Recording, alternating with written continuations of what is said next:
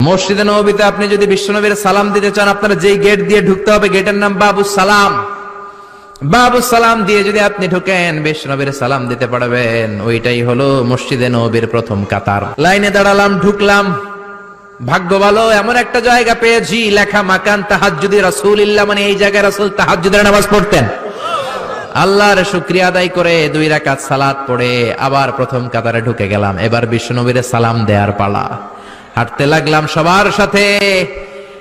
রাউদাতুম মিন রিয়াদিল জান্নার পরে ছোট্ট একটা জায়গা, এই জায়গায় সাইয়েদনা ঈসা আলাইহিস সালাম দুনিয়াতে আসার পরে, দাজ্জালকে হত্যা করার পরে 40 বছর দুনিয়াতে থাকার পর যখন ইন্তেকাল করবেন, বিশ্বনবীর বাম হাতের এই পাশের জায়গাটাতে ওনার সেখানে কবর দেয়া হবে।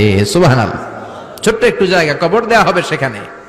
হাঁটতে লাগলাম, এরপরে বিশ্বনবীর কবর, লেখা মুহাম্মদ রাসূলুল্লাহ সাল্লাল্লাহু। যেই নবীর কথা ছোটবেলা থেকে এতদিন পড়লাম, যেই নবীর হাদিসগুলো শিখলাম, যেই নবীর জন্য আমরা দেহের তাজা রক্তটুকু বিলিয়ে দিতে পারি কি পারি না, ওই নবী নাকি এই জায়গায় শোয়া। কোন উম্মত এই কথাটা চিন্তা করে ধৈর্য ধারণ করতে পারে? নিজেকে সামলে রাখতে পারে না, বুক ফেটে কান্না আসে, চিৎকার দিয়ে নবীরে ডাকতে মনে চায়, কিন্তু ডাকা যাবে না, কারণ লেখা লা তারফাউ আসওয়াতাকুম ফাওকা সাউতিন নবী। খবরদার, এটা নবীর দরবার। নবীর দরবারে উঁচু গলায় বড় গলায় কোনো চিল্লা ফাল্লা বা আওয়াজ করা যাবে? দাঁড় দাঁড় করে মানুষ চোখের পানি ছাড়ে, চিৎকার করে কাঁদতে পারে না। বিশ্বনবীরে চিৎকার করে ডাকতে মন চায়, ডাক দিতে পারে না, চোখের পানি ছাড়ে। আর বিশ্বনবীর সালাম দেয়, সামনের দিকে হাঁটে।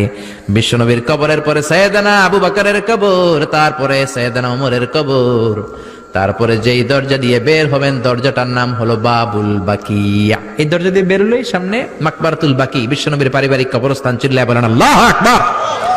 এজন্য লা তারফাউ আসওয়াতাকুম ফাওকা সাউতিন নবী, খবরদার, নবীর কণ্ঠের চাইতে